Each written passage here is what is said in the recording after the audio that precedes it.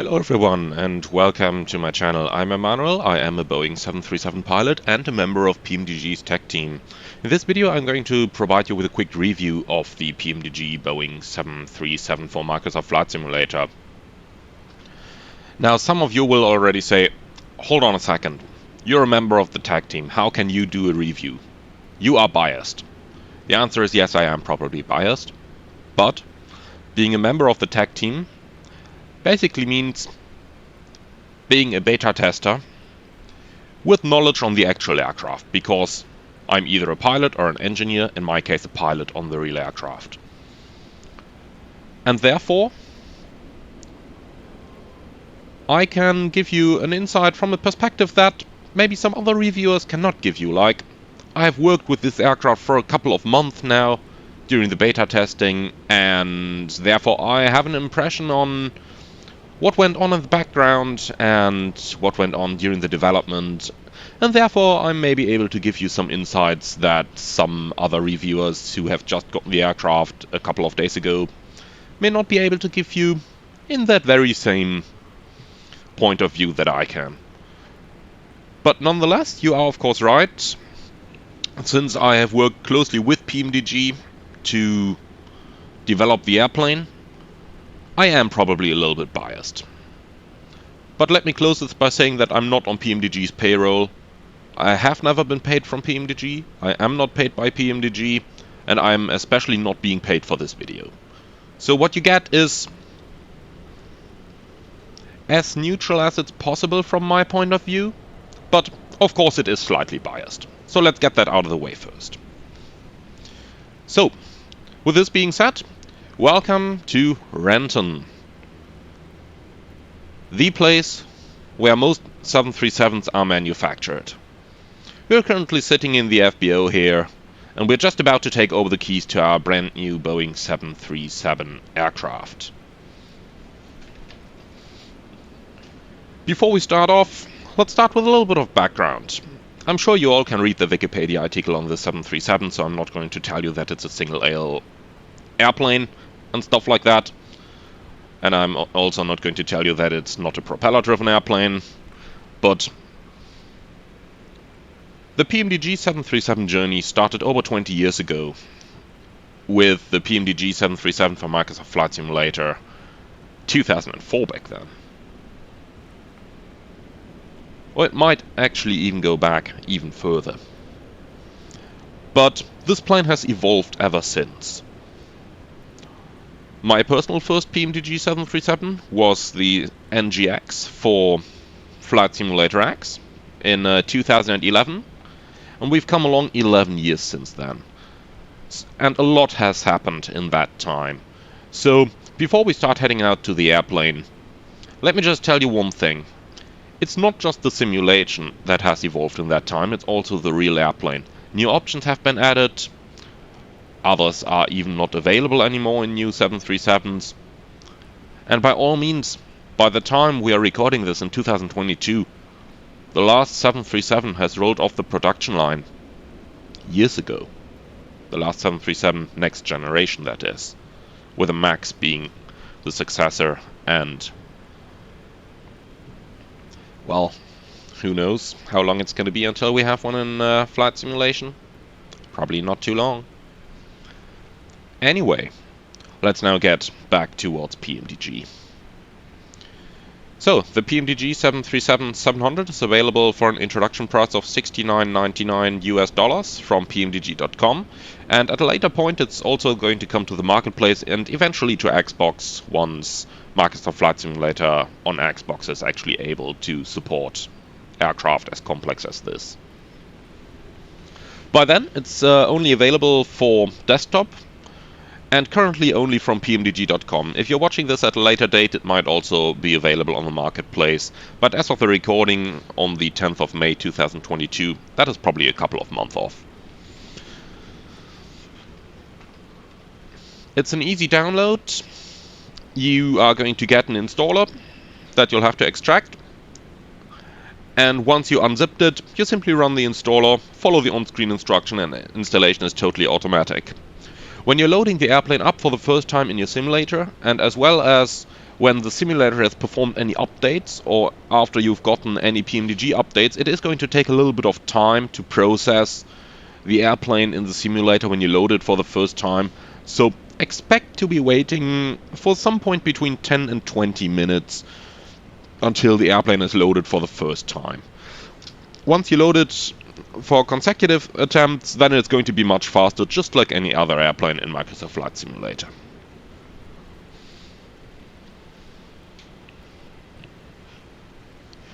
So, we are currently sitting in a Renton here, and we are currently sitting in the office, but I would say it's about time that we're actually going to head out to this brand new Boeing 737 airplane. Before we do so though, I promised on some of my live streams that I'm going to find that pogo stick. And PMDG has hidden it very, very well.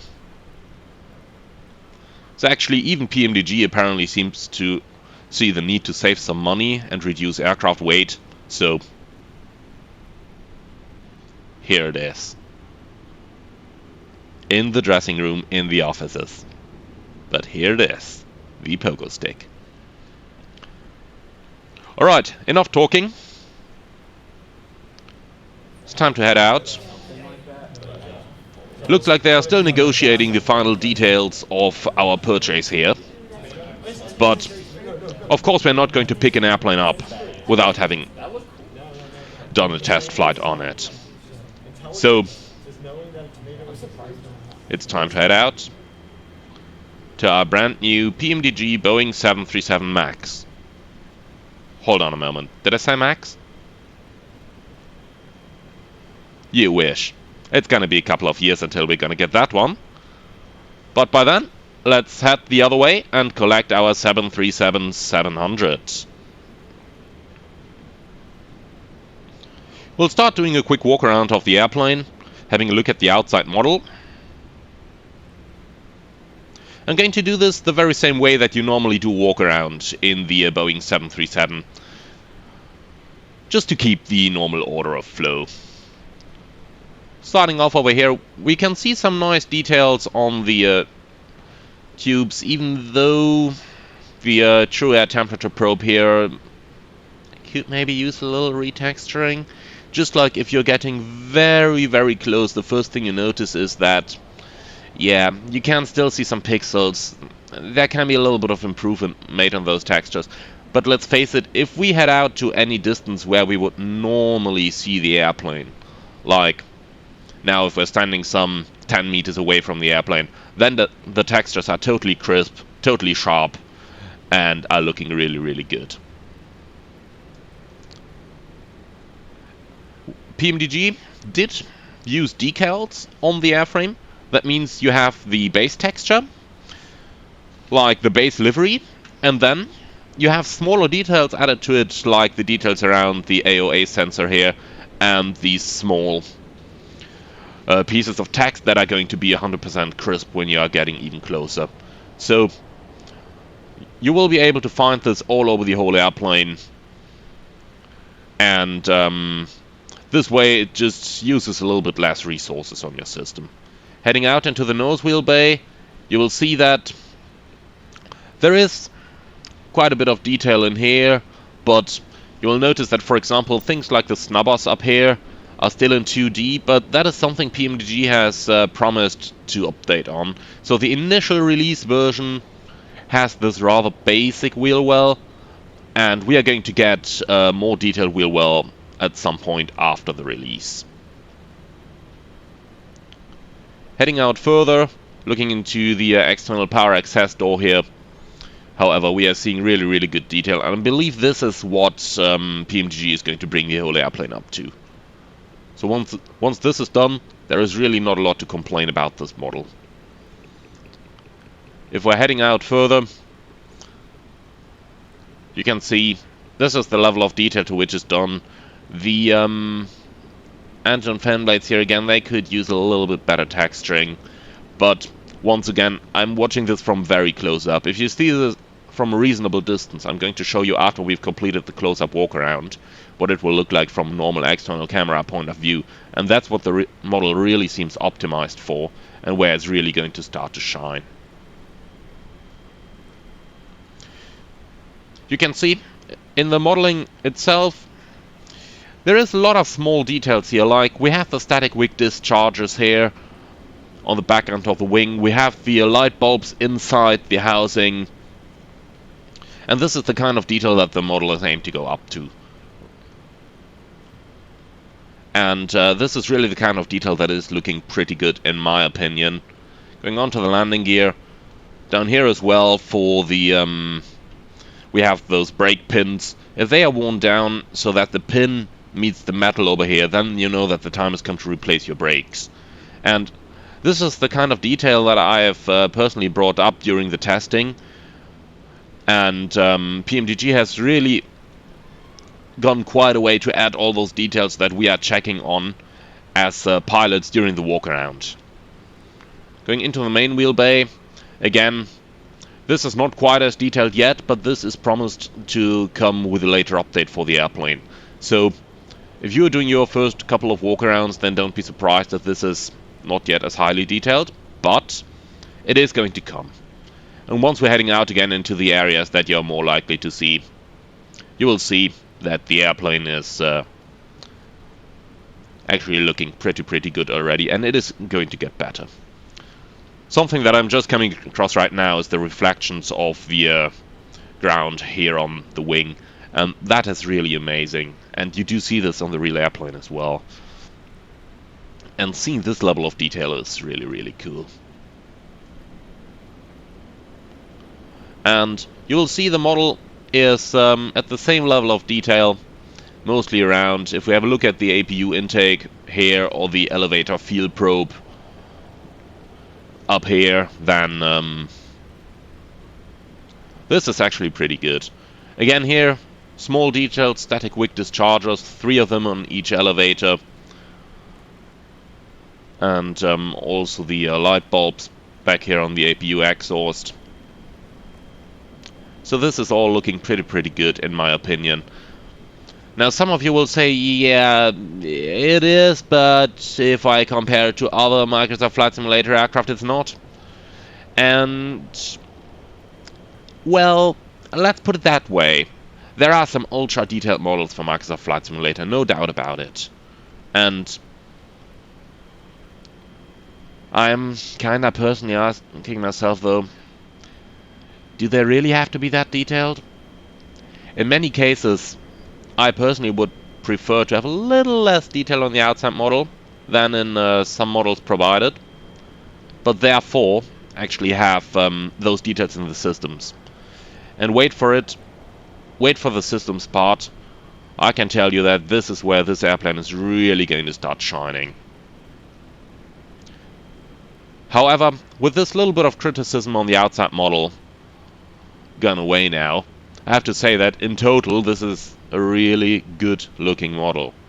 We've been very close up now when we've made this criticism, so let's actually just get into the perspective that most of you are going to see when they are going to fly the airplane.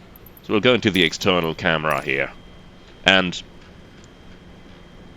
this is the closest I can zoom, and everything is 100% crisp looking from this level.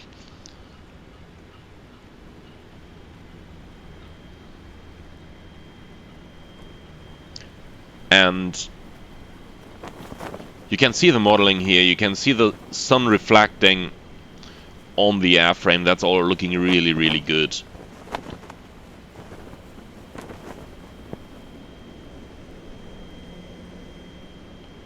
So this is what it looks like when viewed from the normal perspective that you are going to see in all of your flights. And viewing it from here, I honestly have to say, there is nothing I can complain about from this perspective. Nothing. Alright. So, let's get to the place where most of you are going to spend most of your time during the flight. Which is, of course, the flight deck. Before we're going to start the airplane up, again, let's go over a little bit of the details over here. And I'll actually start with the not so commonly seen places. For example, the flight deck door. If we're looking at the Details that we're seeing here, for example, the deadbolt is 100% modeled here. And all the instructions are clearly readable. We're even going to small details like the certificate of aircraft registration or the airworthiness certificate over here. That's the kind of things that I really appreciate about PMDG, that they are going to this level of detail. In many aircraft, even in many recently released aircraft, even in Microsoft Flight Simulator, the pilots and first officers' workstations are looking really good. But when you are turning around, then you are seeing a less detailed level. But if we're looking around the PMDG 737 here, then this is absolutely not the case. Everything here, over the circuit breakers. Visual model, I have to add, they are non-operational at this point. Over things like the oxygen mask over here or the data loader, and all the way to the jump seat that we can get out, and that is unfolding correctly here. Also revealing some details behind it. That's the level of detail that I think Microsoft Flight Simulator should have. And it is the level of detail that PMDG is bringing you with this airplane.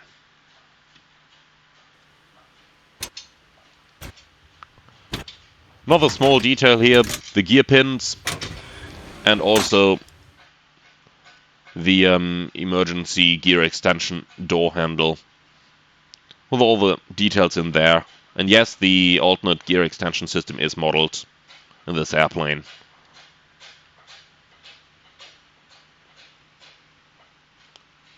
Going up further,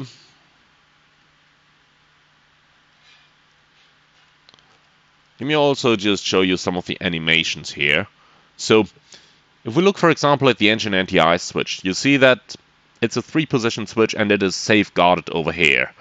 Now, if we are going to move it, have a very close look for the animation and how you're actually lifting it outwards, putting it upwards, and then it's going back in.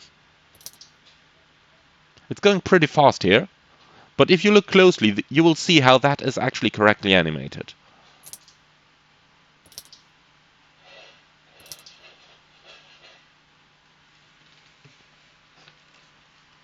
And that's something I find pretty cool.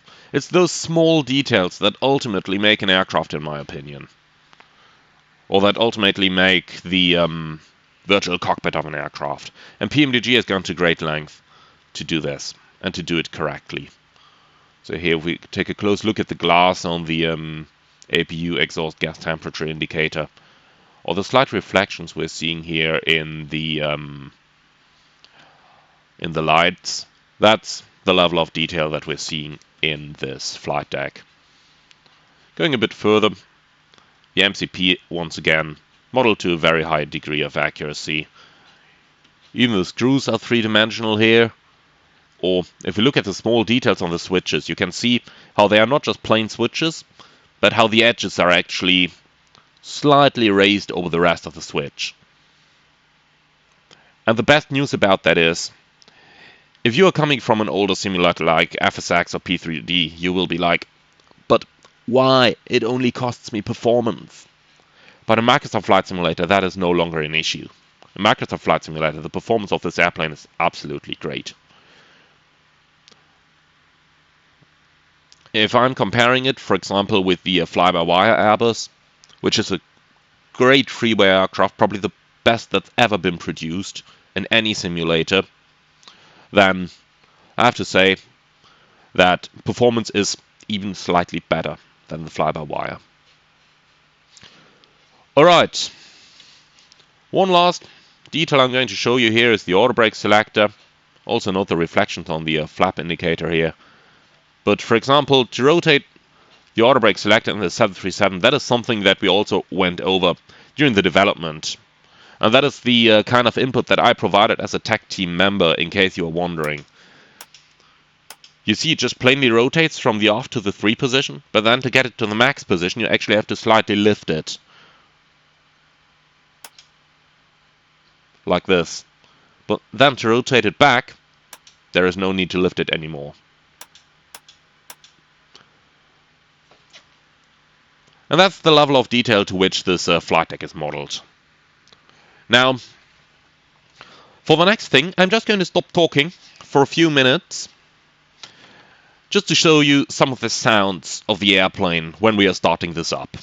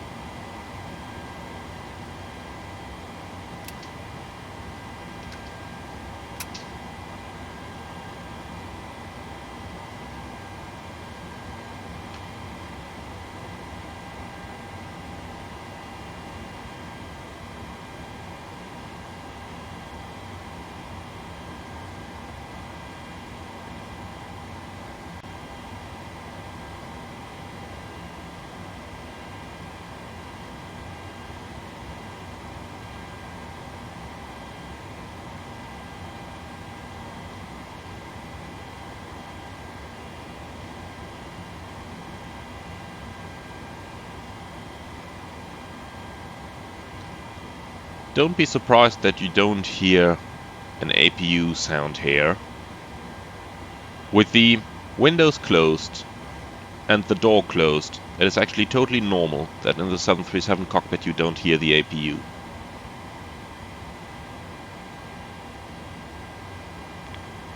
But what you are most definitely going to hear is the sound of the packs once I'm going to turn the APU bleed on. So let's do that now.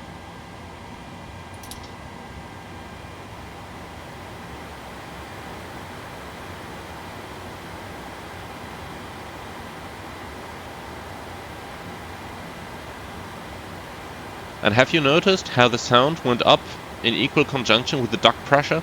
That's because it's actually tied to the duct pressure. So, depending on the load on the system, the sound is actually going to change. That's the level of detail we're looking at here at the PMDG 737. And that's a level of detail that I know a lot of you are probably not even going to get to appreciate, because it's not something you would normally think about when you are operating this airplane as a normal user. This is something that you think about when you're on the tech team and PMDG is asking you, what can we do to improve this? Is there something we can go to in order to go that extra mile? And that's the kind of level of detail that's been added to this airplane. Now, PMDG is providing a lot of options with the 737, and I just want to show you some of them. So we go into PMDG setup, aircraft, equipment. Now we can choose from all kind of different options. They are all explained in the manual, so I'm not going to explain you all of them in detail, but I'm just going to show you a couple here. For example, we can change the MCP, the remote control panel, the autopilot control panel, between the new one, the Collins style, and the old one, the Honeywell style. So we can adapt our airplane accordingly to our likings. If I'm going through the options here,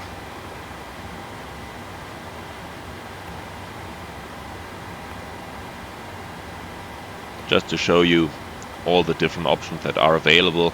Also some small details here, like if you install or if you certify the airplane for ETOPS operation, then you get this small sticker up here in the flight deck. If you don't certify it for it, the sticker is gone. And of course, the options are checking themselves, so if there is one option that's relying on another, then the system is going to change appropriately in order to give you the correct configuration.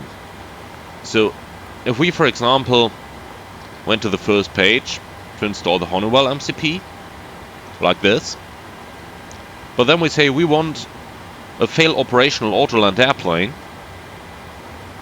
then it's changing it back to the Collins MCP, because fail operational capability is only available with the Collins MCP.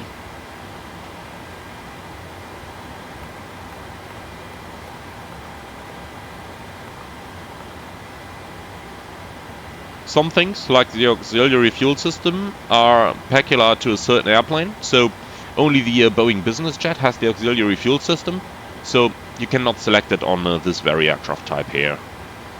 There are different options for standby instruments as well, like we have the old analog one.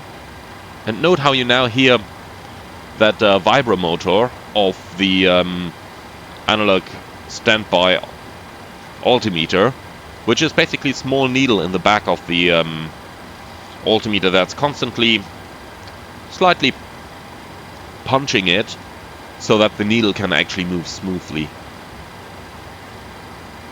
If you're annoyed by that sound, get rid of it. Get another set of standby instruments. The airplane is also equipped with an optional head-up guidance system. So if we are installing this, get the head-up display over here. I'm just going to show it to you quickly. I will remove it again for my demonstration flight. But if we have the head-up display over here,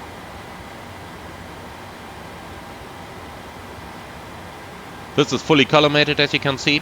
So as I'm moving my view around, the display is actually still staying where it's supposed to be.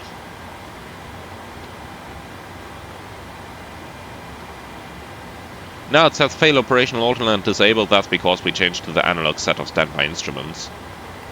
So that's what I meant earlier on when I said that the options are checking each other, and you cannot enable an option that relies on another one if you don't have that other option in. So if you enable that option, the other one is going to be automatically enabled.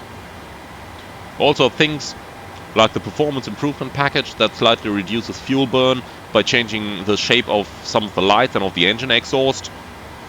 And all of that is, of course, not just an option to choose from the FFC, but also visually modeled. Same goes for the different braking effects. If you have carbon or steel brakes installed, carbon brakes operate better when they are hotter, steel brakes operate best when they are cold. Same, for example, you can choose between the modern set of LED controlled landing lights, then you only have 2 landing light switches, and you also don't have a taxi light in the nose wheel anymore, but it's actually the landing lights that are going to illuminate the area that the taxi light is normally going to illuminate, but of course at less of an intensity than the landing lights would do themselves.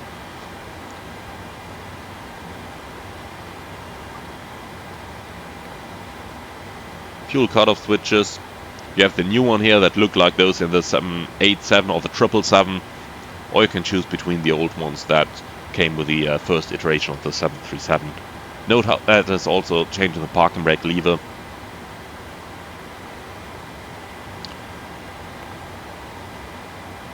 Alright, so we went over all those options for now. Of course, the system background behind it is also fully modeled. Now going on, we can also change a lot of the systems displays here. A lot of display options we have available there. And I will leave it to you to go over all of those and choose what you'd like.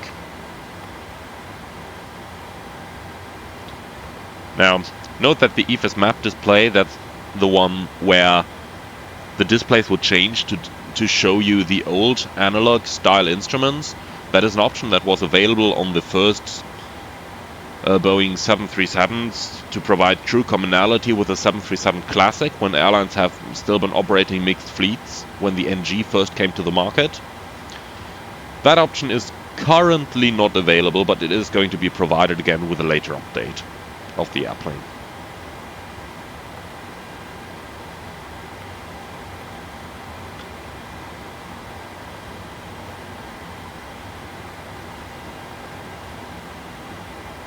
Right, I prefer kilograms on my airplane.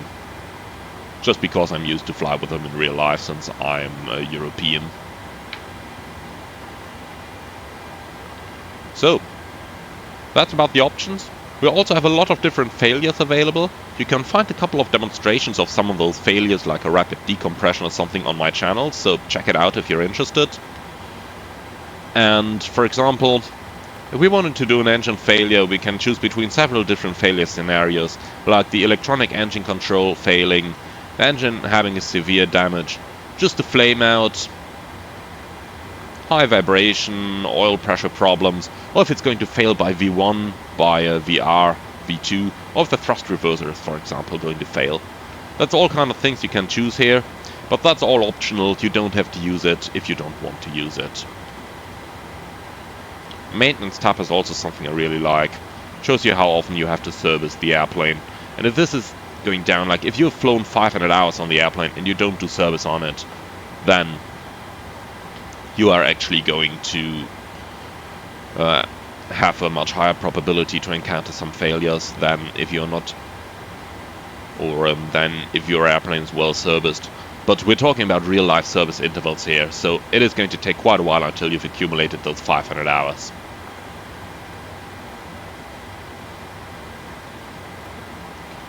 One more thing here is the simulation options that you can go to. Over here you can, for example, enable the service-based failures. You also have an option that the engine oil quantity is going to save.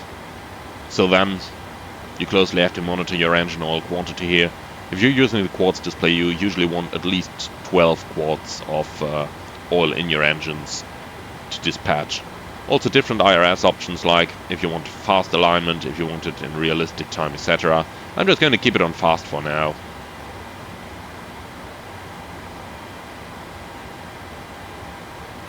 Show thrust lever position, that is also one I really like, because it does show you a blue arc on the outside of the N1 gauge to show you where your hardware thrust lever, so where your joystick thrust lever is, so that when you disengage the auto throttle, that the thrust is not going to suddenly change because your hardware lever is set to something different than your software.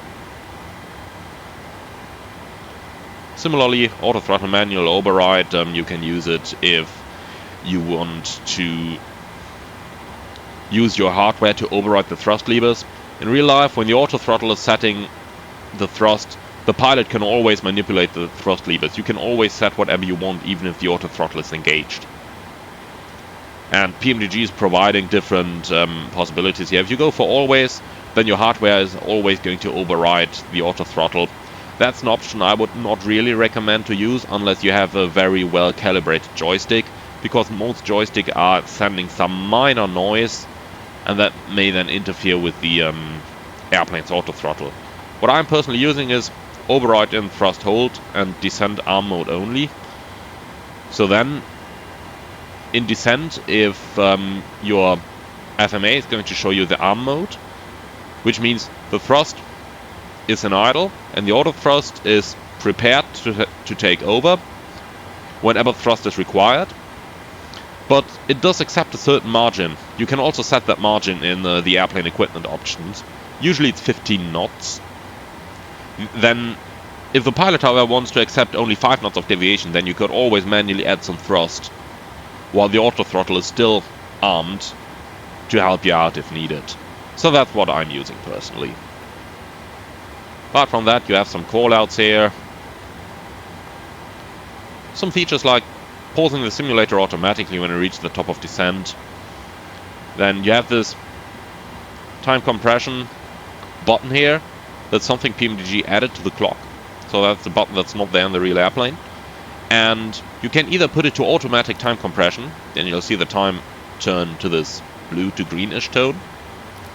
And if you do that, the airplane is automatically going to apply time compression while you fly, while still being able to maintain an accurate flight path. So if you want to do one of those long flights, especially in the Boeing business jet with its 5.5 to 6,000 nautical mile range, then this is an excellent feature where you can just leave the airplane alone. But you can also set it to direct simulation rate control. So now, if I'm clicking on the upper part of the button, it's turning yellow, showing me that the simulator is currently running at 2 times normal speed.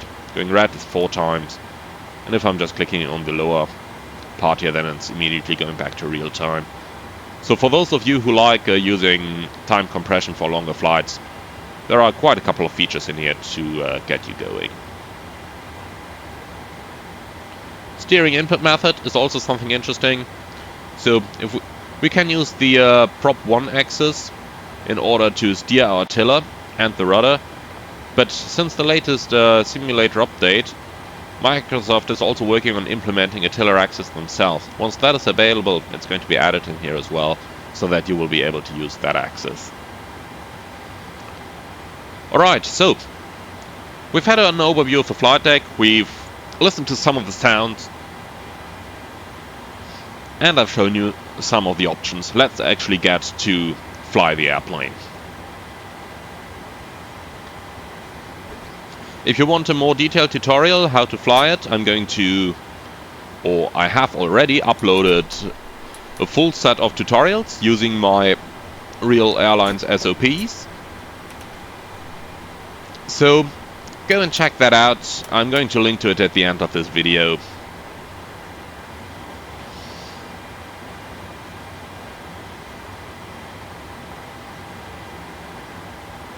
So for the fuel, we're going to take 6 tons. And the payload, we're just going to set the airplane empty with maybe, say, some 10 people on board.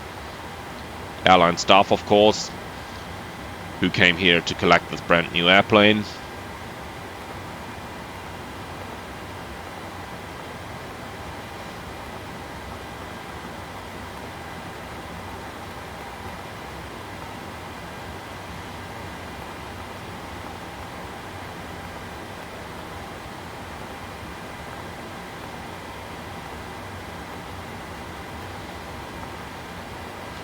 So we are just going to fly around the hood here, doing a little bit of sightseeing while testing out the airplane. I'm also going to skip over all the briefing parts and everything, just so that we are going a little bit quicker.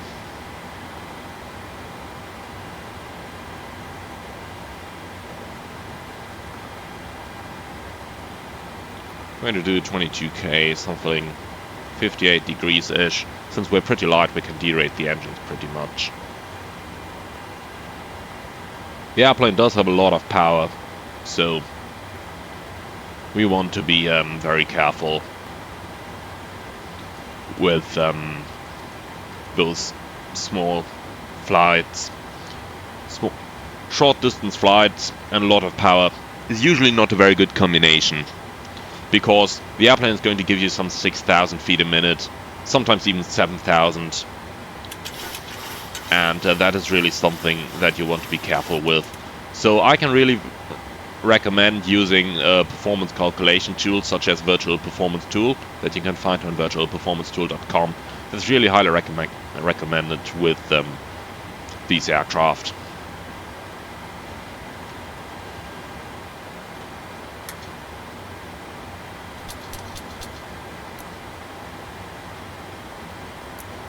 Something I'm quickly going to mention while we're doing the system setup here.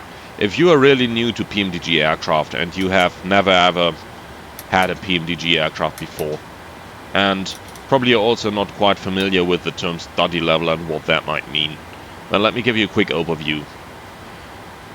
PMDG aircraft are basically mostly full system simulations. So what I mean with that is that the aircraft is actually going to be able to do pretty much almost anything that the real airplane can do. So a little bit of studying will be required once you are preparing to fly this airplane.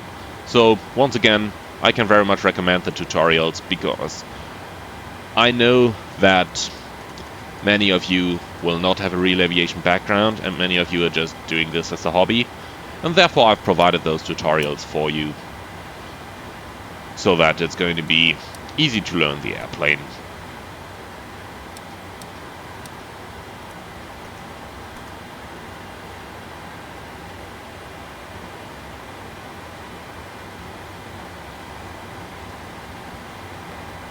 Okay, so we are almost ready to go.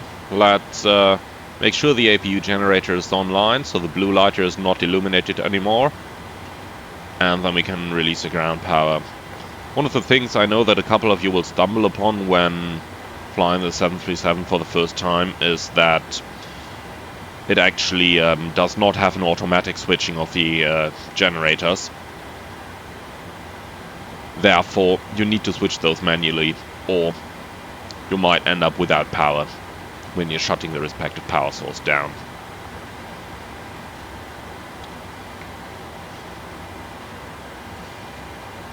So we are all set here. We are ready to leave our parking bay. And since I really don't want to blow all the nice equipment here away, let's just quickly step into one cool feature of this airplane that I want to show you. So we go to menu, FS actions, pushback. And for the pushback style, we're going to click through it until we reach the self-drive position. We connect the tuck, like the TPX 200. And now we can actually use our control column or your joystick in order to drive the pushback truck. Well, let me show you real quick how that's going to work.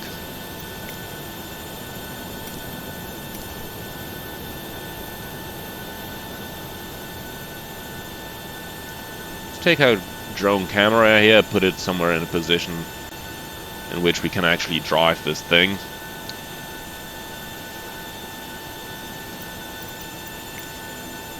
Okay, go back to the flight deck.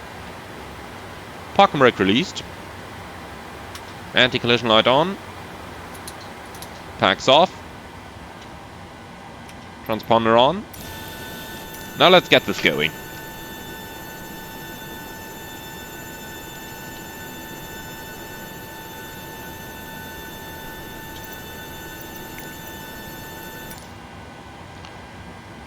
Am I still blocking something here? No, the trucks are removed. And here we go. Looks like in the drone camera this is not working. But if we go to the external view, then it is. So now I'm actually pulling up on my control column. And by doing this, I'm driving the pushback tuck. That's a feature that I've never seen implemented with an airplane add-on before.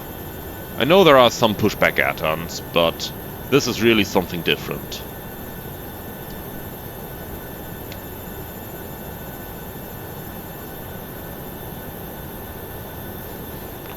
Now, excuse me for not being the best pushback driver here.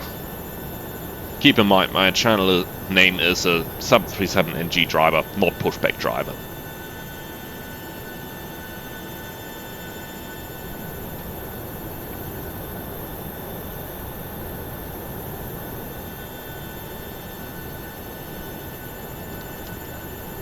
So using this method, you can also tow the airplane from one stand to another, which is also something that I really like. Okay, our pushback is completed here. Be sure that you're actually going to remove the tuck again once you're finished with it. Otherwise, your flight controls will not work because they are still going to control the tuck. And now, since we're in our engine start positions, let's go ahead and start the engines.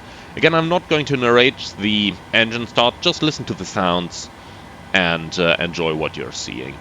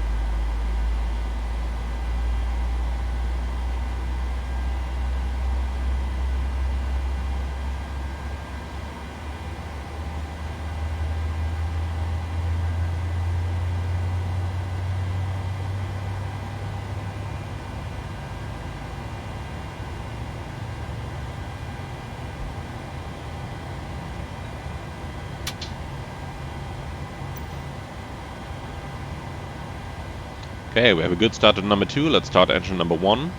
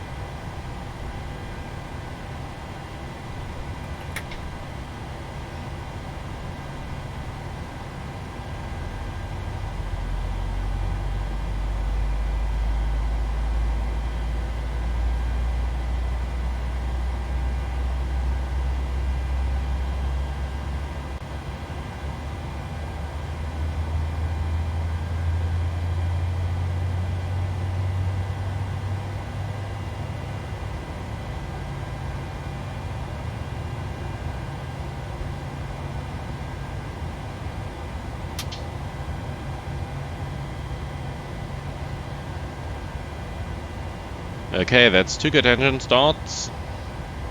Ground equipment is disconnected, so we can go ahead with our setup now. Now, before I'm going to turn on those generators, let me show you one thing real quick. Just going to turn those lights on and turn dark for a short while.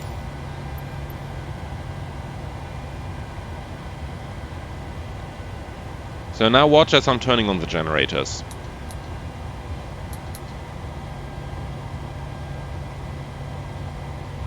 Did you see those lights flickering when I have turned on the right generator? That's again because the electrical power system is modeled to a degree of accuracy where you can see that those lights are tied to the right-hand system. Therefore, when the generator is being turned on, they just flicker for a short while. However, other lights in the flight deck, or other outside lights even, are not going to flicker because they are tied to the left-hand system. Again, that's the level of detail we're looking here at the PMDG 737.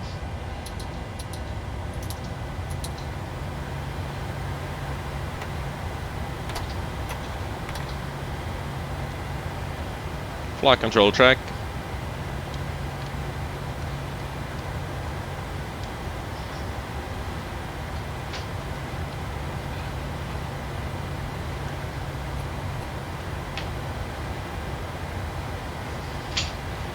Alright, let's get going and start taxiing. We'll have to backtrack the runway here.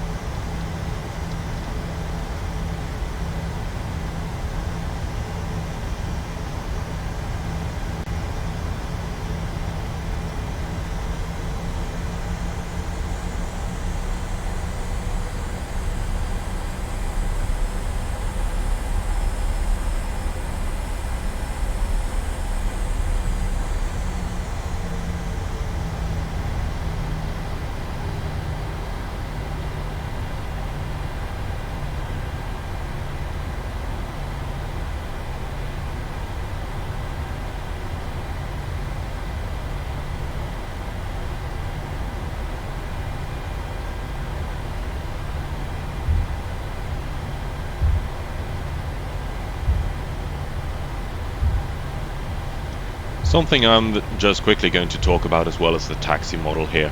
That is something that PMDGs put some great effort into, and it's something that I personally have worked pretty closely with PMDG to get this right. You can see as the thrust is in idle, the airplane is light, it's just holding its speed. Maybe it'll start to slow down very slightly, but that's how 737 taxis. You add thrust, not more than 40% to get it going, and once you have it going, you're just pulling thrust back to idle, and it's just going to slow down very, very gently. And PMDG really modeled this well. On the way in, we're going to do single engine taxi, because that is also modeled, and it's actually modeled pretty well, so I want to give you a small demonstration of that as well after our landing.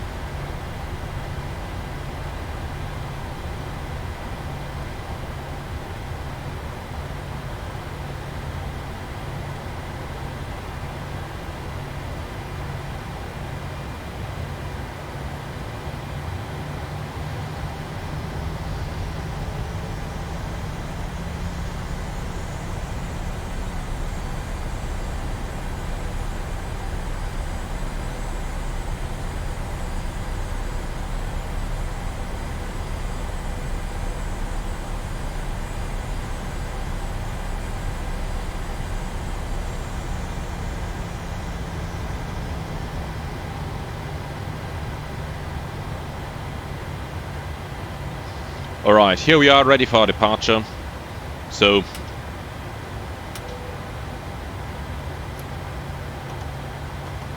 going to use LNAV and VNAV for this takeoff.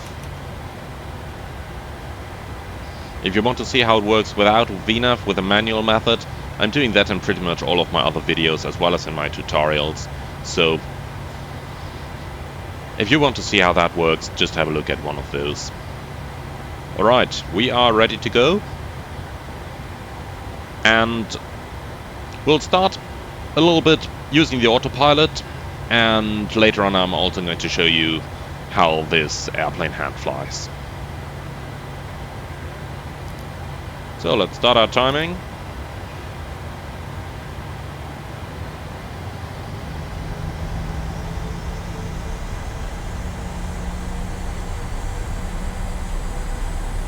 Stabilized. Start takeoff thrust.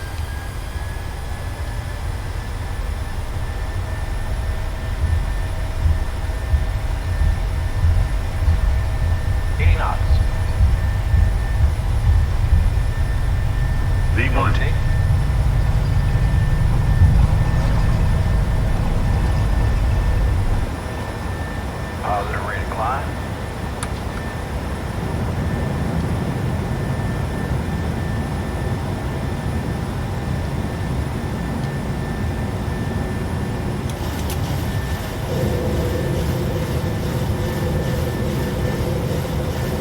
So 1,000 feet.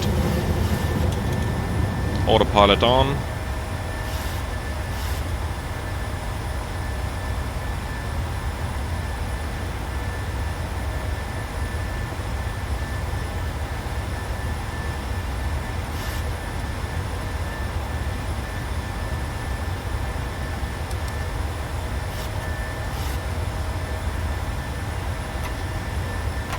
Flaps up.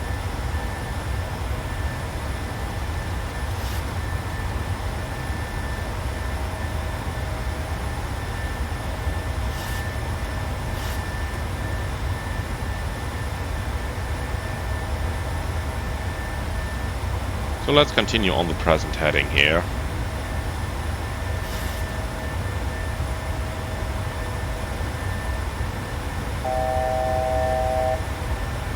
And note how while we're flying along, the simulation is really smooth. So despite all the level of detail put into this airplane, the performance is still really good here.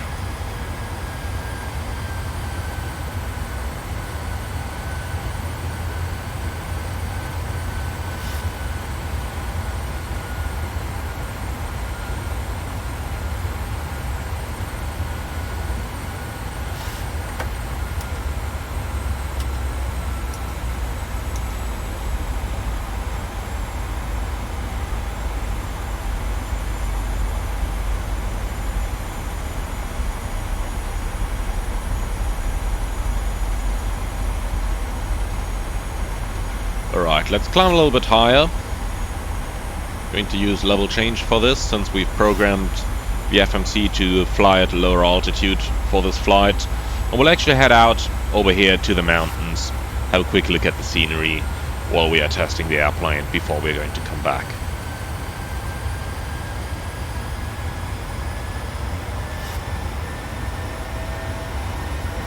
Notice how the airplane is slightly overshooting on the speed. The real one is also overshooting a little bit.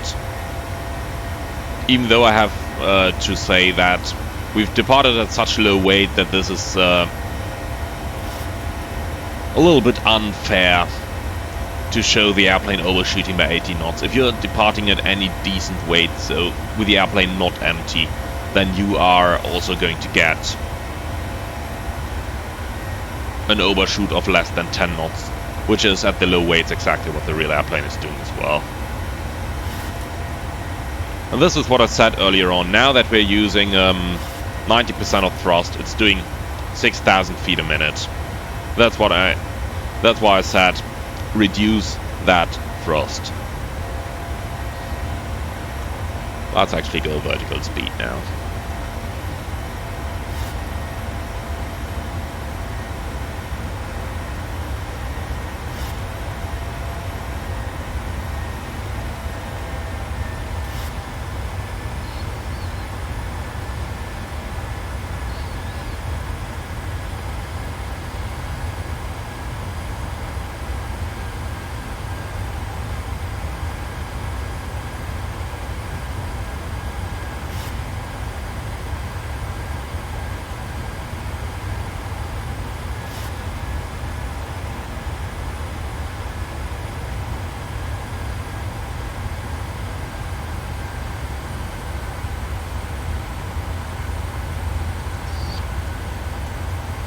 So let's get where we want to go.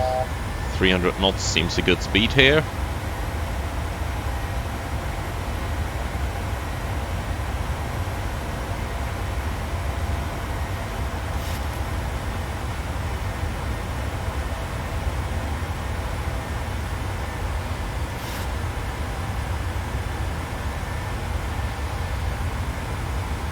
While we continue the last part of the climb, let's quickly head outside and have a look at what the airplane looks like from the outside.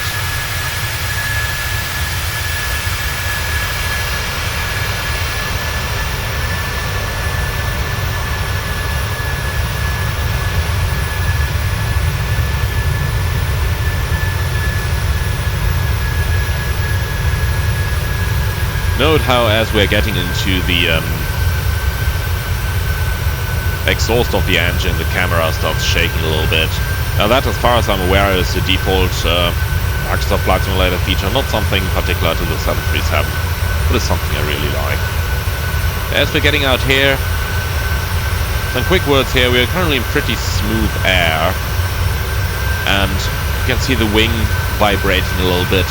Now that's probably an attempt of wing flaps, but that is definitely overdone. That's something that I would advise PMDG to reconsider and to remodel that. The basic wing flex is pretty good. You can see how the wings are bending up here, but these vibrations are really overdone and they need another look here.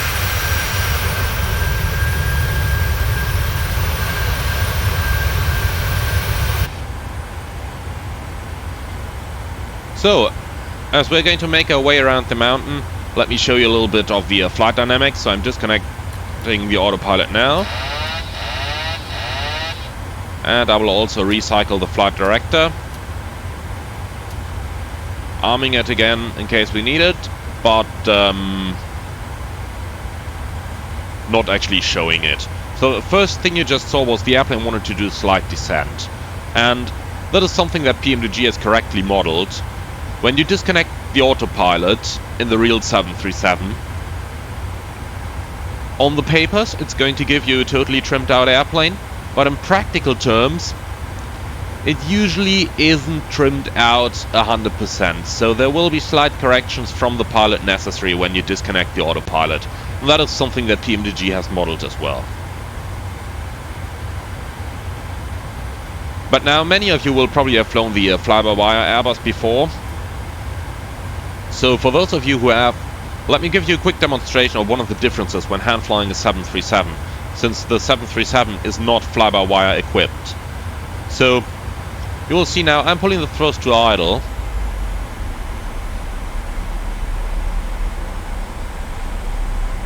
Now watch how the nose is pretty quickly going to come down. That's because of the pitching effect caused by the engines, which are mounted below the center of gravity. We're looking from the outside again. We have pretty low-lying engines here. So if we pull the thrust off, the nose is going to go down. If you push the thrust on, you'll see it pretty quickly being pushed up by the engines.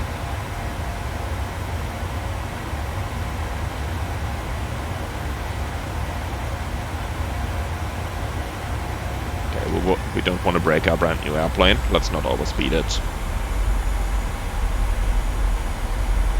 Overall, the general handling dynamics of the 737 feel quite well, quite balanced, and it does fly pretty close to the real airplane. If you've skipped forward and missed that part, then in most flight simming reviews you'll always hear the people saying, I'm not really a pilot on that type, if I'm a real pilot at all, so I can't quite comment, but it feels believable. Now, I am a type-rated and active line pilot on the Boeing 737NG, so I can give you a little bit more background into how it flies.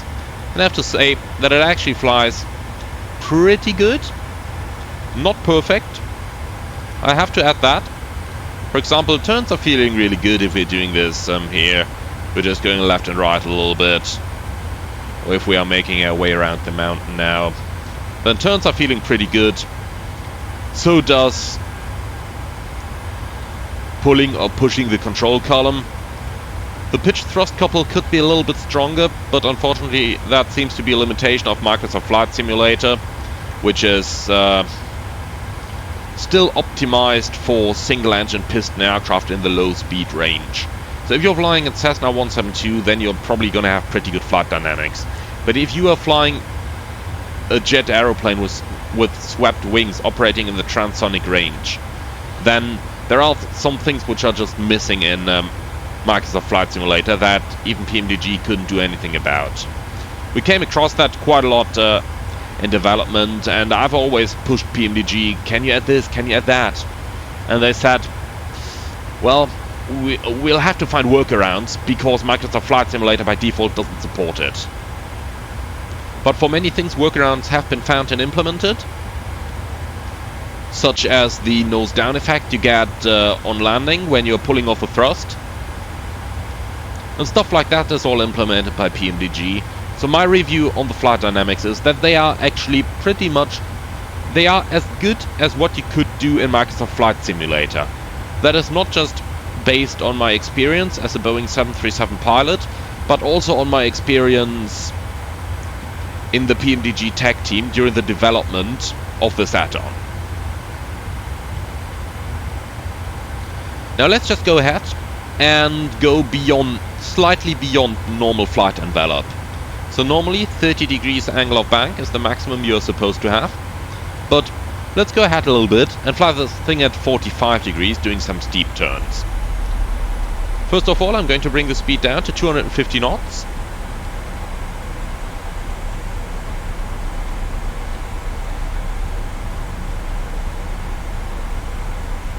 I just love the scenery in the simulator as well. Did I ever say that?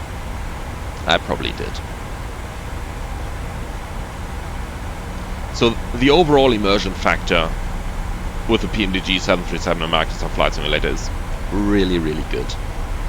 I'm not sure yet what I should like most, flying at daylight or flying at night, but both of them are amazing. Alright, back to our flight dynamics now. In the real Boeing 737, 250 knots in a clean configuration.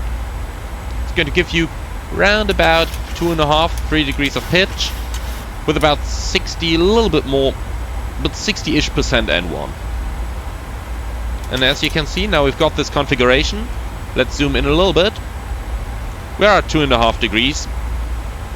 we're around about at 60%. We'll need a tiny bit more here. So let's go to 63, 64-ish.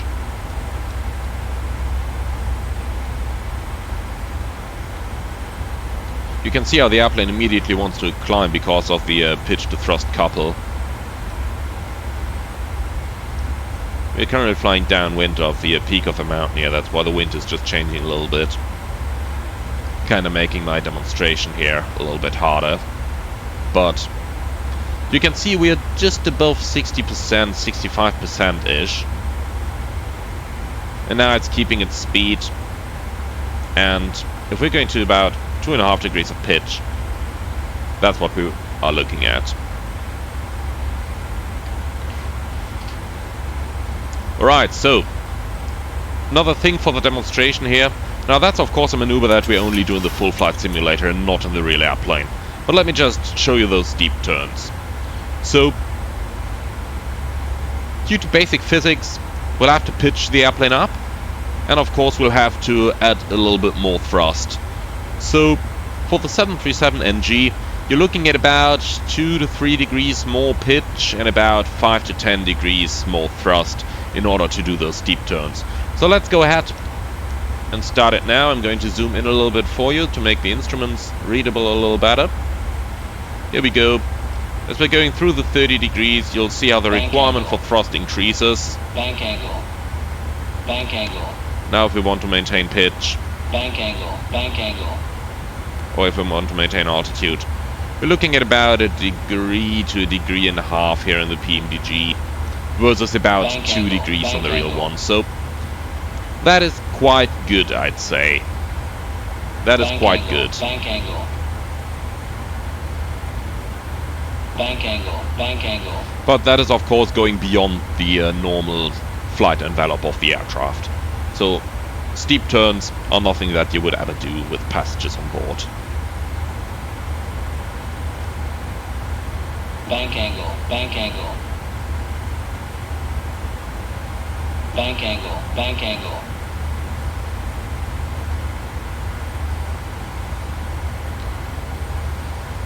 Bank angle. Bank angle.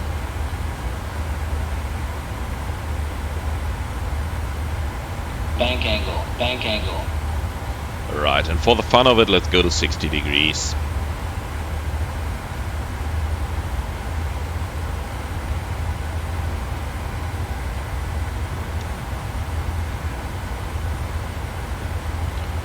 And here we are.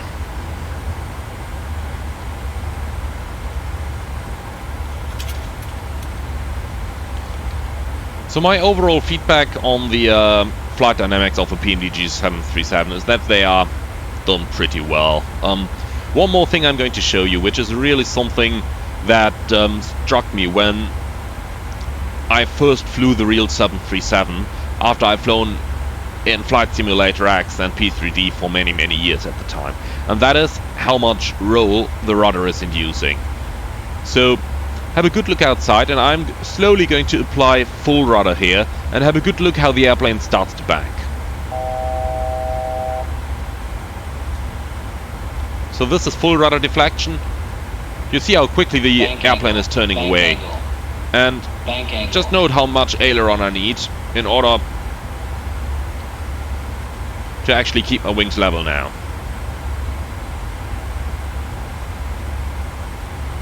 So if you are doing a crosswind takeoff in this, then you will need up to maximum rudder to keep the airplane straight, especially on rotation once the nose wheel is off the ground.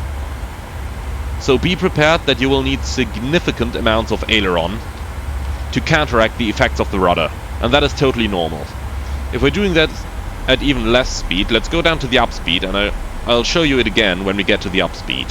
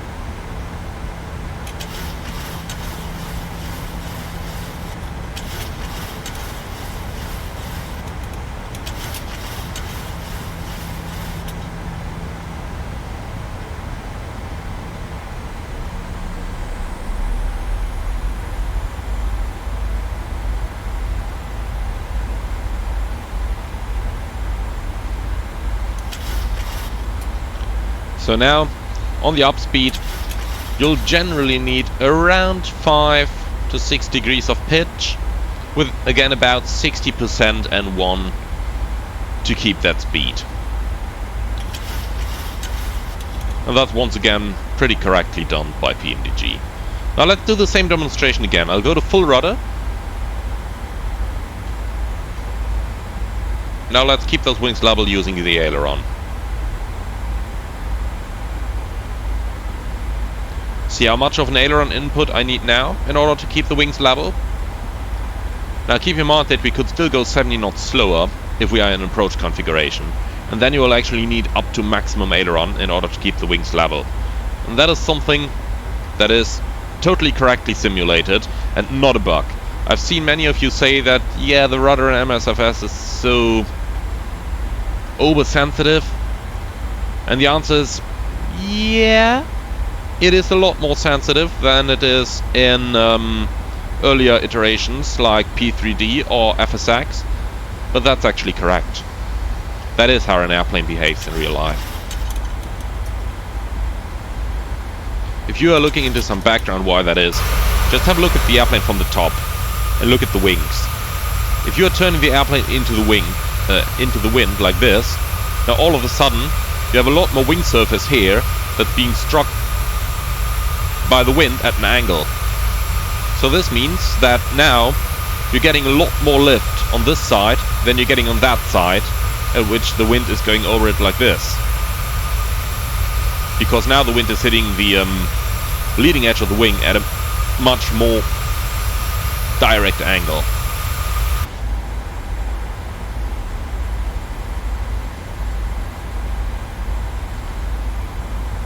So this is just something to keep in mind when you are rotating the airplane, but also when you are decrabbing in the flare before landing.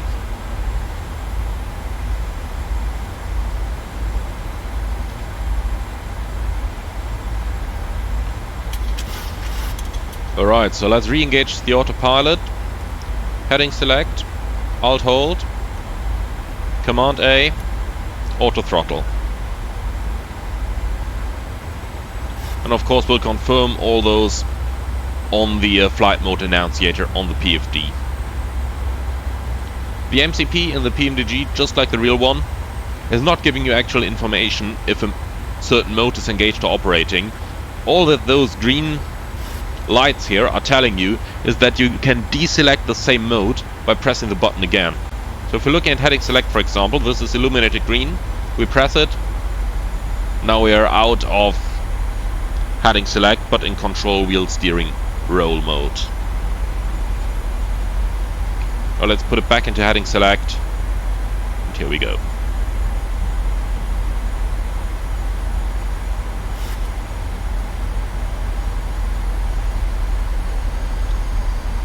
Alright, let's go ahead and actually start doing something a little bit more useful than this. And we are actually going to start an approach now. And we are going to fly this approach into a go-around. We'll do the go-around and then come back for a full stop landing at Renton. So for the first approach, let's head over to the other Boeing factory at Payne Field. And of course we want to get there quickly.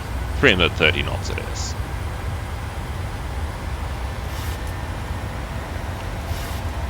So I'm going to show you a little bit more of the stuff that the FMC can do here.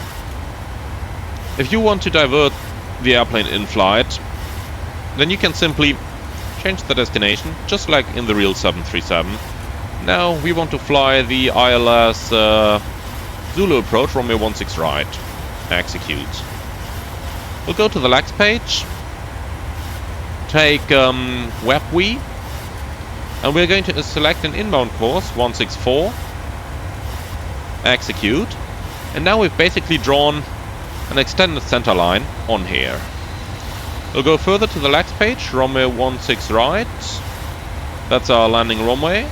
We'll put a 10-mile ring along it, and we're also going to put a 5-mile ring along this. 5 miles is where we want to extend the landing gear.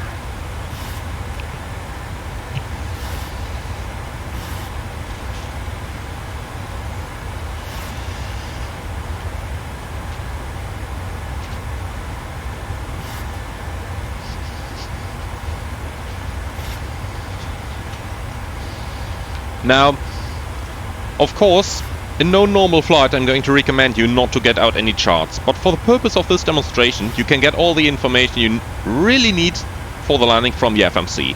So we've got the ILS frequency 109.3, we have to tune this manually in the 737.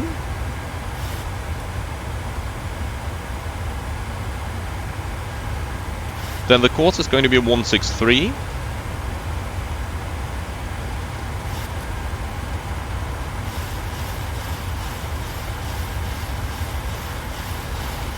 Here we go, and we're going to use flaps 30 for this, and the auto brakes will stay off because we're going to actually do a go around and not a landing. Finally we select the minimums to radio. We're going to set a minimums of 50 feet radio. We're going to go around right at the minimums. Something you have to be aware of in the Boeing 737 is that it will disconnect the autopilot if you've only got a single channel engaged, but if you're using both autopilots, the go-around is going to be full automatic. Now many of you will be wondering, so why don't you just use all autopilots for all approaches?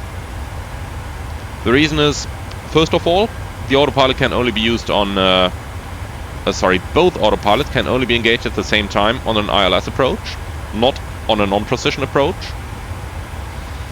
And the second reason is that with both autopilots engaged, at 400 feet the airplane is going to significantly start trimming nose up, and you will see the control column come quite a bit forward. And that's because if there is any failure that would cause the autopilot to disengage, yes, failures like these are modeled in the 737 if you choose to actually apply them. But if such a failure would happen, then the nose would come up all by itself while the autopilots are disengaging. You have to keep in mind the 737 only has 2 autopilots, so it does not have the same level of redundancy like, for example, the Boeing 747 has with its 3 autopilots.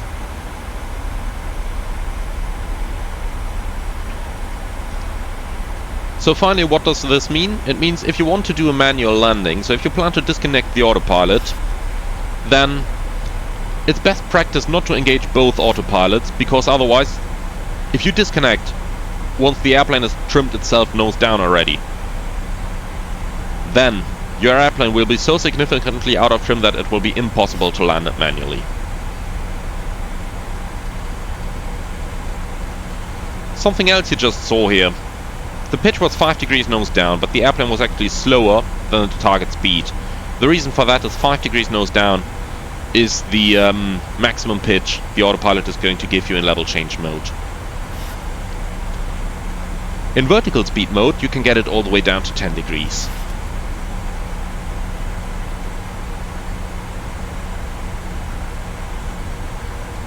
That's again one of those small details of the Boeing 737 that PMDG has so meticulously implemented. Once again, you're probably now saying, yeah, you're a tech tester, you're just telling us all this stuff, and this is biased.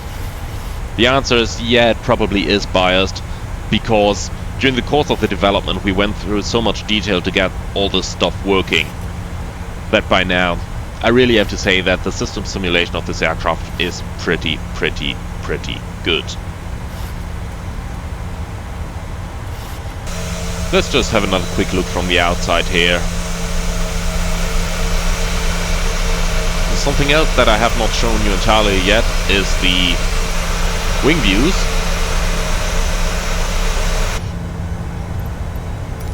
And note how the sounds are implemented now to actually give you cabin sounds. That's something that's new with the PMDG product line for Microsoft Flight Simulator. that you have those sounds as well available now.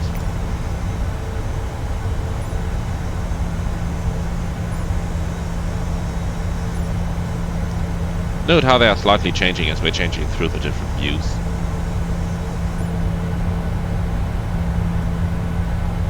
And how you can even slightly hear the rumble of the speed brakes in the background right now.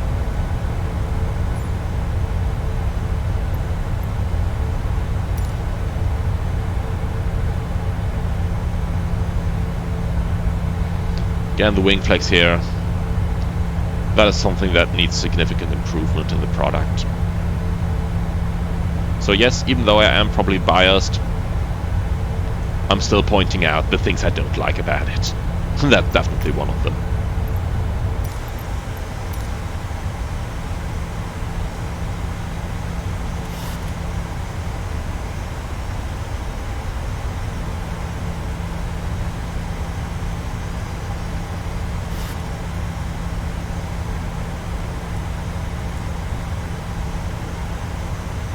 The vertical situation display here is a great aid to show you how high are you going to be, at which distance. Are you going to make any restrictions of the waypoints and stuff like this? So that's a great little aid that Boeing provides to 737 pilots, which however is optional in the PMDG as well.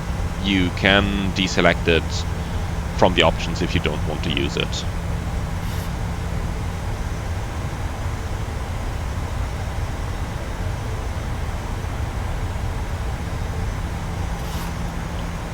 Let's turn the speed brake.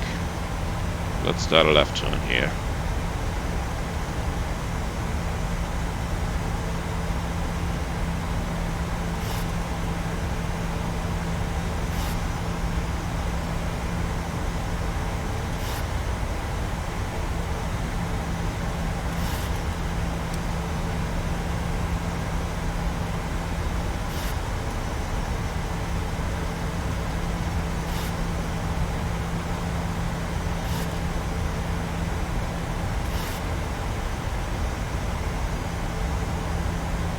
Quick word, you see me flying this airplane down on heading select and level change manually here. Of course, VNAV is also fully implemented. I'm going to show you that on the next approach when we're going to go back to do a full stop landing. But in this approach I'm just taking it quick and dirty to get the airplane where we want to go. As quick as we wanted to go there. We could of course also have programmed the very same course using the legs page. But I'm going to show you all of that on our next approach.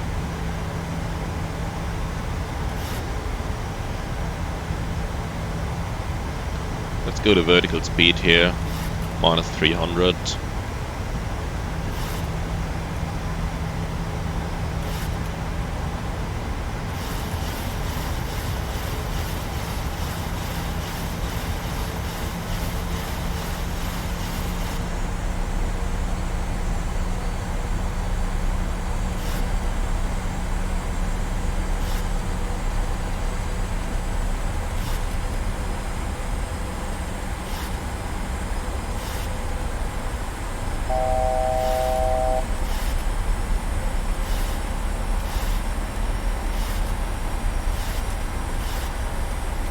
Right, approach mode armed, command A and B.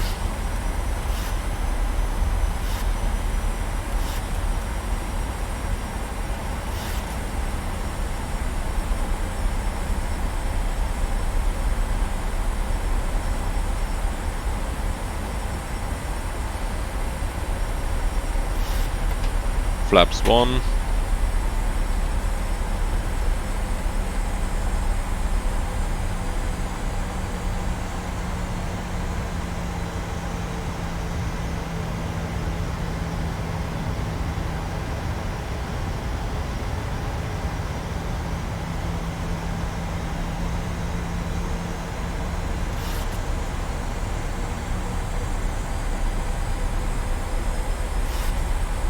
Localizer capture.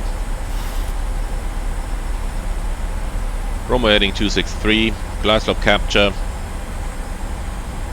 3,000 feet for the missed approach, set.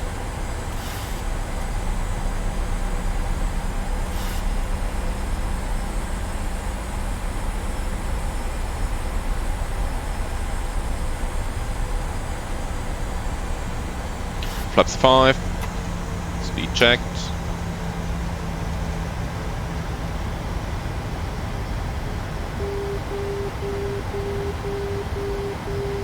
Yeah, ignore those outer marker sounds. They are hard-coded into the simulator, and nothing that PMDG could change at the moment.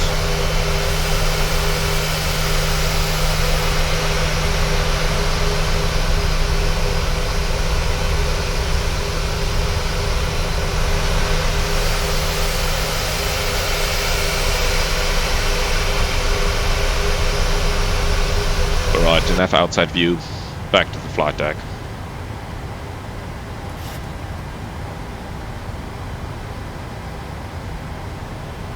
Also something particular to the 737, in flaps 5 on a 3-degree glide slope, you can usually nicely fly down on idle thrust without the need to actually waste any fuel here. But for an autoland at 5 miles, the very latest you want to start configuring the airplane.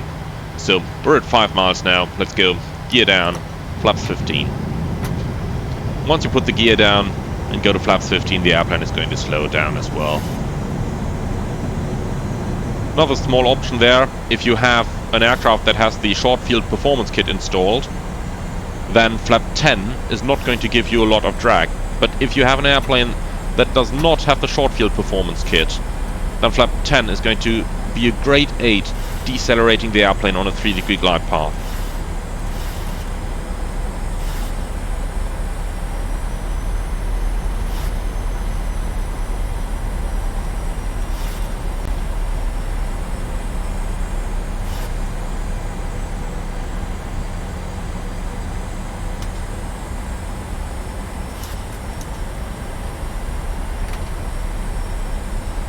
Okay, we're going to keep the spoilers disarmed because we intend not to land. If we do happen to touch down, we will do a balked landing. So we don't want the speed brakes to come out, just like the auto brakes will remain off for this. So flare mode disarmed.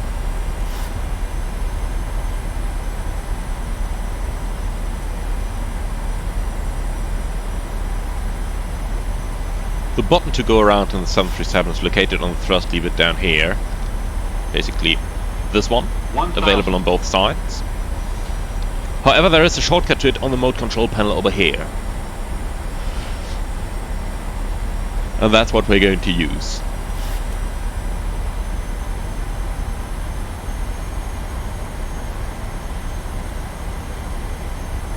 One click of toga is going to give you a reduced go-around thrust, providing thrust for about 1 to 2,000 feet a minute. 2 clicks is going to give you full thrust.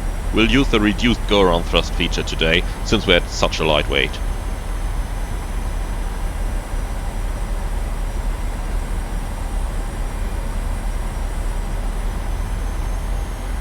Approaching minimums. Checked. 100. Okay, go around. Minimums.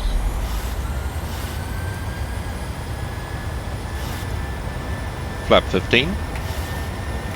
Gear up. Too low. Gear. Too low. We can disregard that. And we'll go straight ahead on heading select. Flaps 5. Flaps 1.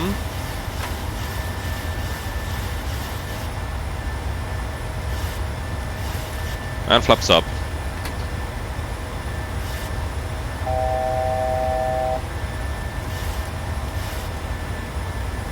So once we're on altitude acquired, the speed window opens up.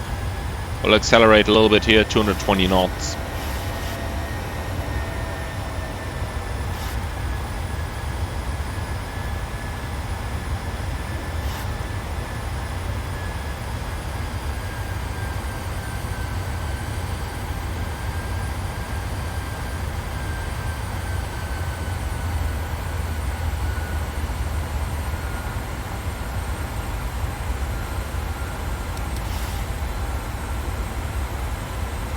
Alright.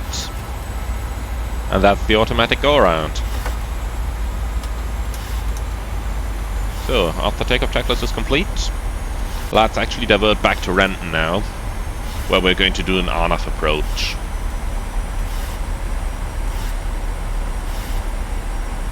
So, okay, RNT is where we want to go back to. Arrival, RNAV Zulu, runway 16. Execute. Now we'll take a Lotzi waypoint on top. LNAV available. LNAV. Let's quickly get our chart out. I've already prepared this in advance of the stream, using JPass charts here provided to the flight sim community by Navigraph.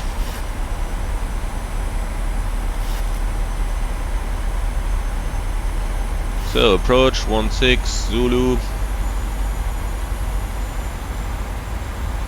Here we are. So Lotzi above 2100. Wibbit is the final approach fix in 2000 feet. And the minimums is going to be 668 feet. In barrow, of course, now. Not in radio.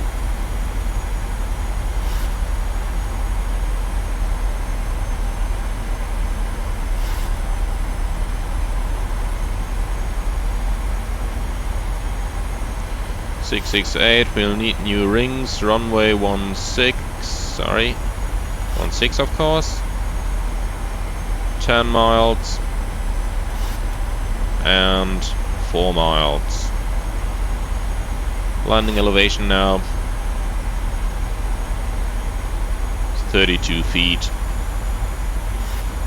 so 50 is selected.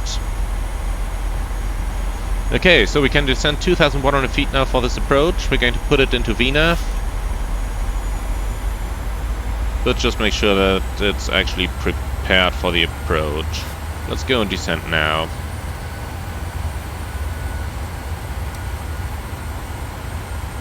We've set such a low cruising altitude that the top of descent is actually past Lotzi. Alright, this time it's going to do flap 40 landing. We'll use auto brakes level 3.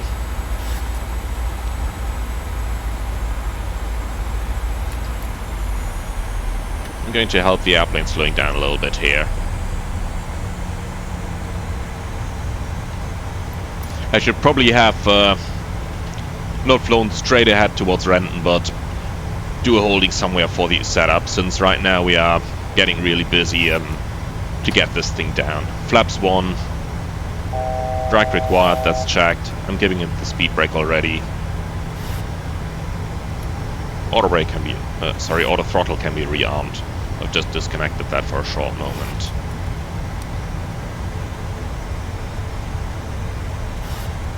Okay, flaps 5. Note that we are all using VNAV now, so the airplane is going to control the target speed and everything itself based on the flap setting.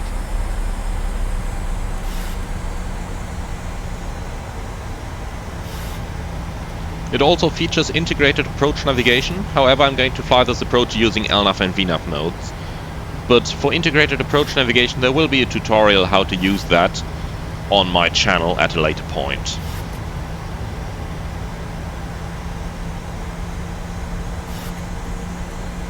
Alright, 2,000 feet for a Wibbit is set.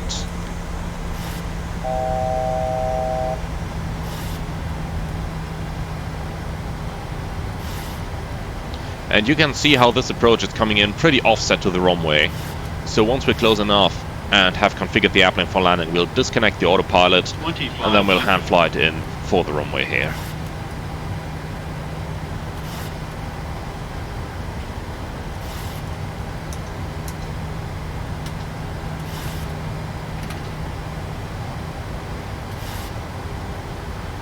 Great feature on the 737, progress page 4.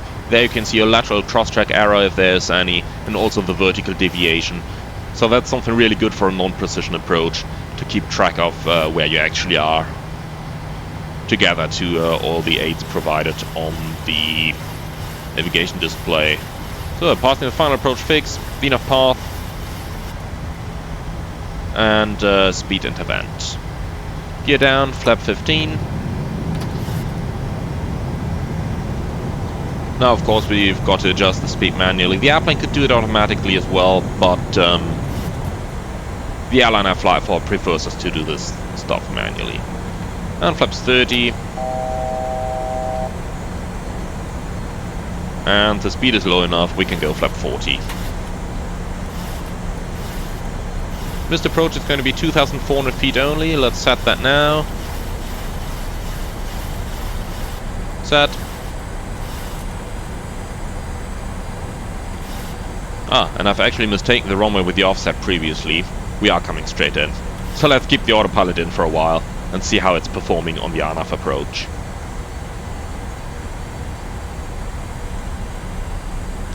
That's what you get. I focused so much on the airplane that I did not really prepare very well for the approach. My apologies for that. With the minimums. check. Minimums. Continue. With the runway waypoint available in the FMC, you can actually use the autopilot below the minimums if the flight director is providing good guidance, which it is for now. 500. The minimum use height is 158 feet, and you can use it all the way to that altitude if you wanted to.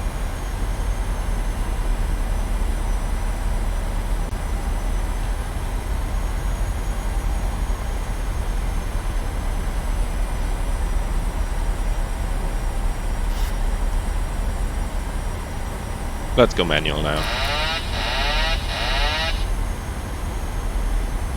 100. 50. 30. 20. 10. Yeah, sometimes you just have to hammer it on the spot, but this is short runway. I didn't want to waste any energy on the flare here. Okay, 80 knots. 60 knots.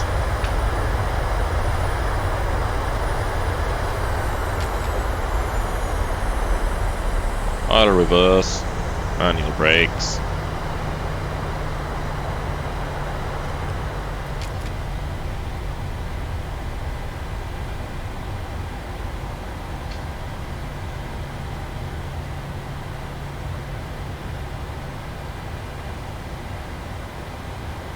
So let's actually get this airplane back to our factory parking spot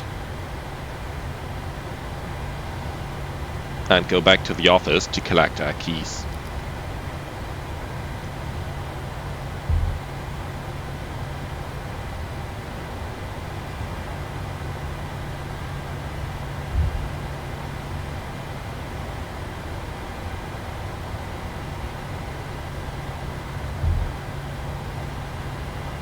This is quite a crowdy ramp. Let's actually have a look how well we're getting past this beaver out here.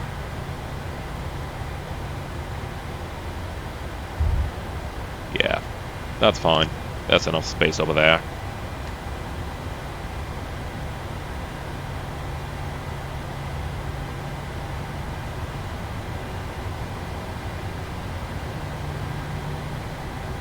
We'll just take it slow on the ramp here.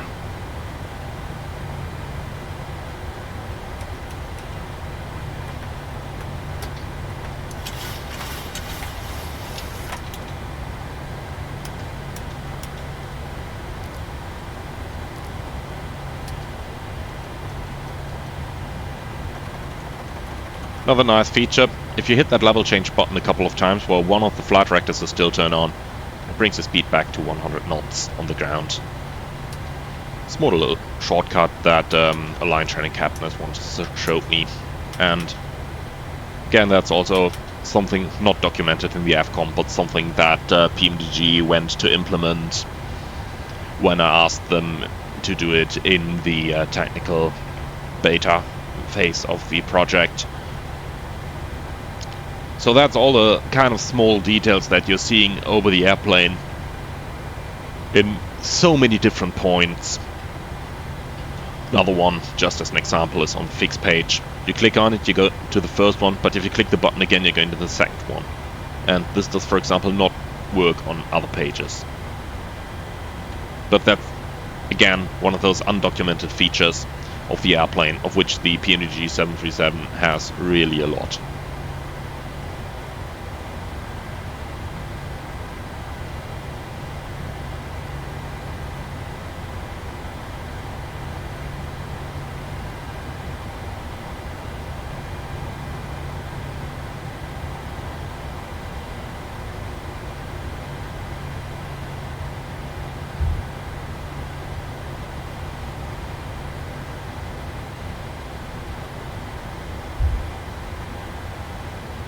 So let's get our airplane in here. Start the APU, that's gonna take about a minute. In the meantime, park and brake set, we can shut down engine number 2 already. The 737, as said, is a well capable of single engine taxi. Now, I forgot to show it to you in this one, but we had to abide the 3 minutes cooldown period of the engines after landing. So, my apologies for not being able to demonstrate your single engine taxi.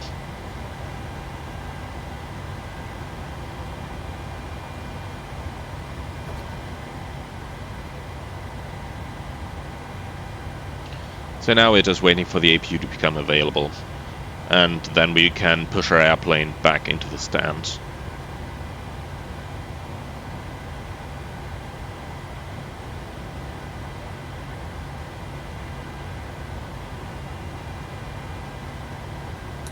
Here it is. Okay. Shut down, keep the belts on, keep everything on as we are still attempting to moving the airplane. Once the N2 is below 20%, we can start connecting our tug again.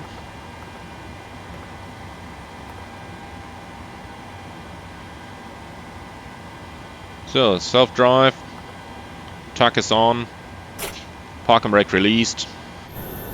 Let's see how bad I actually am at pushing these things, because this parking is pretty tight, so I'm not going to promise you that I'm not going to break this airplane.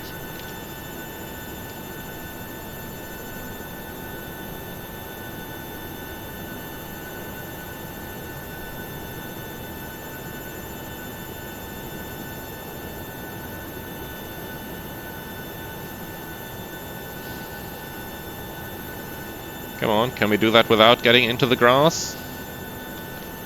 No, not really.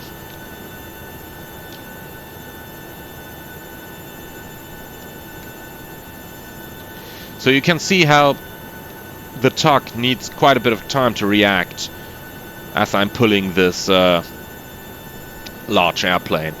Now, some of you will laugh, large 737, but come on, give me something at least.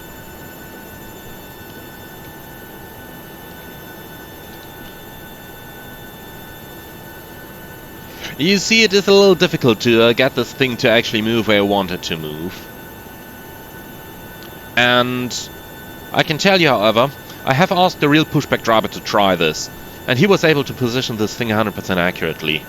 So if you are at any point, maybe in a couple years, fed up flying, then you can start practicing pushing.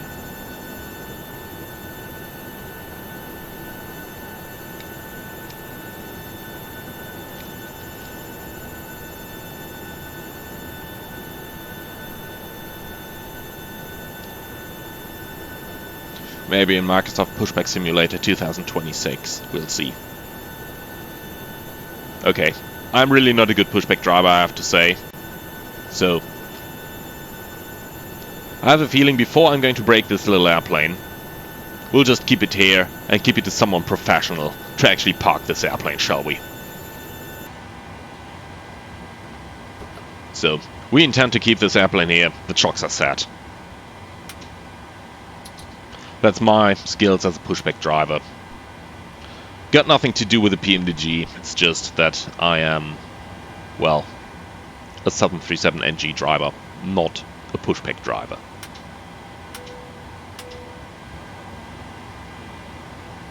So, let's actually shut this airplane down.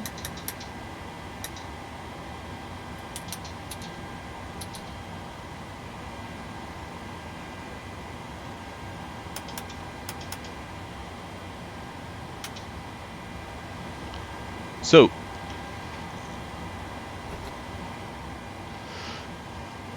That is our shutdown checklist complete.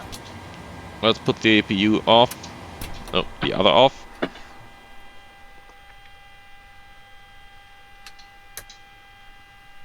Now we'll give it about a minute to shut down.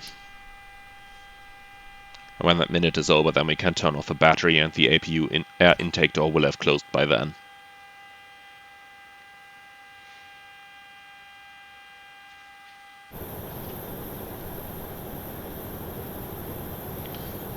So, sorry for Boeing, somebody will have to come and collect this airplane from this position. If possible without ripping off the split scimitar winglet here. That, by the way, is also optional. You can choose it in the livery selection if you want the split scimitar winglet or not. But be aware that the liveries are only always created for a particular model. So if you have a model that's if you have a livery that's created for the split scimitar model, then it's only going to be available for that one and not for the standard blended winglet model.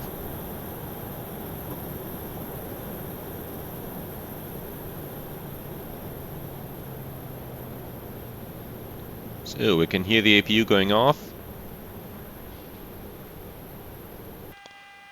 Let's see, the minute is over. So here we go. Alright, let's head back into our office and actually talk to the Boeing people whether or not we want to take this airplane along.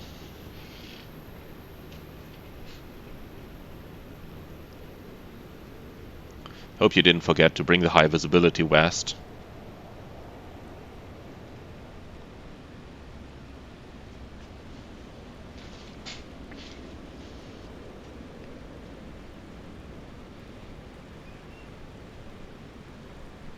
So here's the first good news. The PMDG maintenance van is here. Is that Robert Randazzo still negotiating with the ramp agent? Well, so the PMDG maintenance van is here. That does certainly have its reasons. You saw the aircraft is not perfect. There is some stuff that can be improved. But let's start summarizing when we are back in the office, shall we? And get a final glimpse at that lovely 737 MAX we see over here. But that's still a short while off.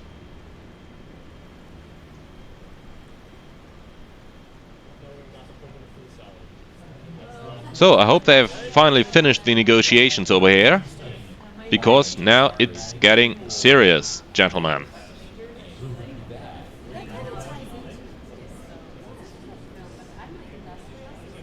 We'll take seat next to the lovely girls. So, ladies and gentlemen, what's the result of our test flight? It is a very good aircraft, no doubt about that.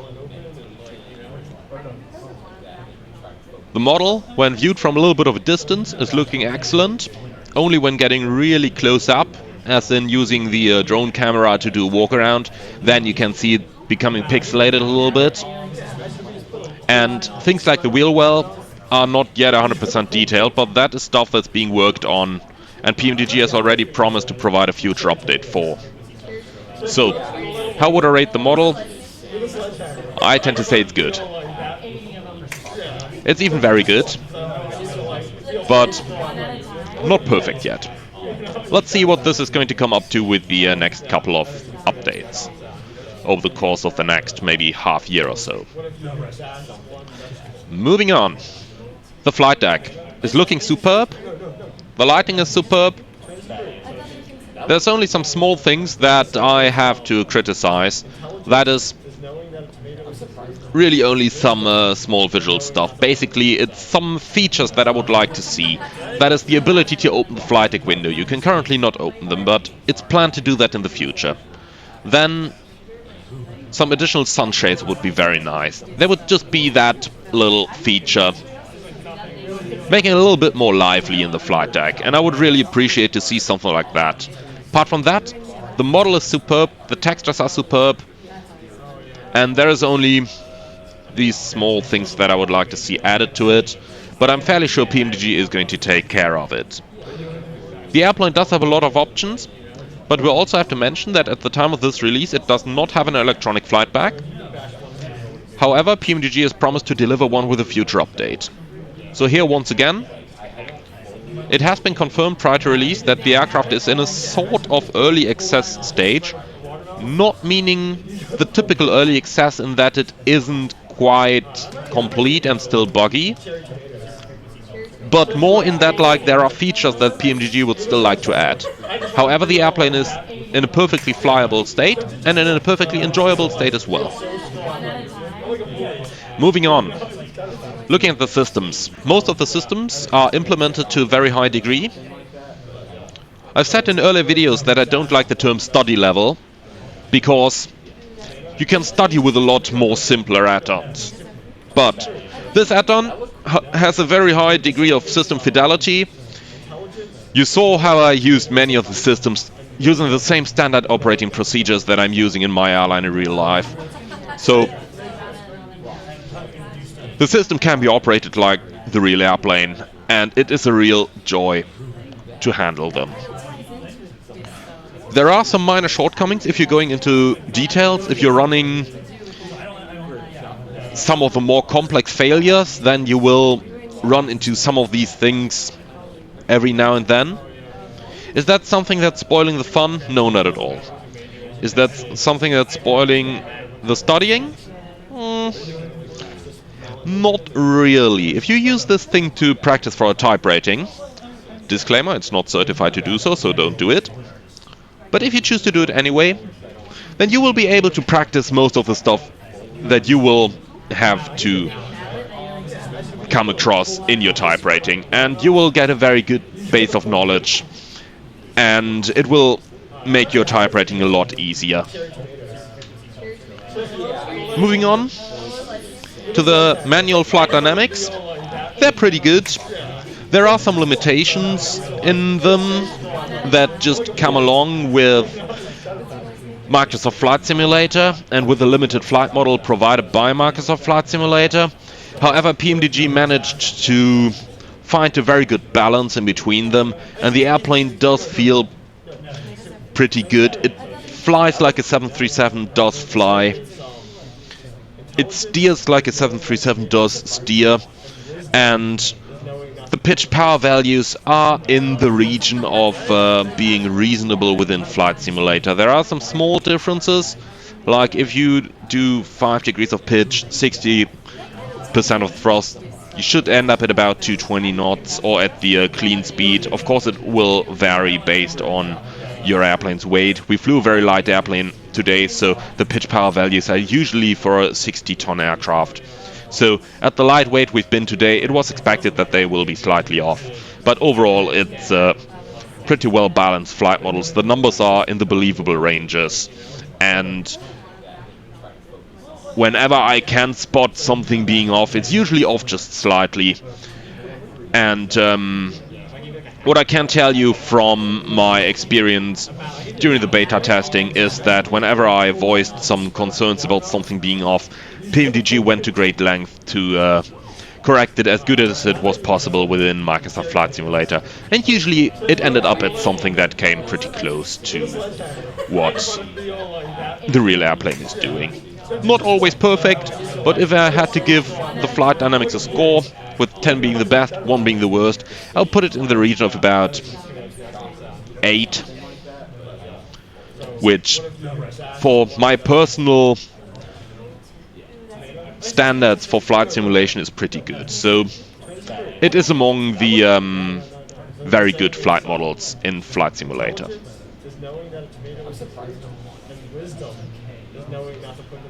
So, summing this up, would I recommend the PMDG 737-700 for Microsoft Flight Simulator? The answer is yes, absolutely. I would very much recommend it. It's probably the most advanced aircraft add-on out there as of right now. The only other high-end add-on available at the time of this recording, however, is the Leonardo Mad Dog MD-82, which is a very good aircraft. But what puts the 737 ahead of it, in my opinion, if I may even voice such an opinion, is that the graphics are a little bit better with the systems being on par.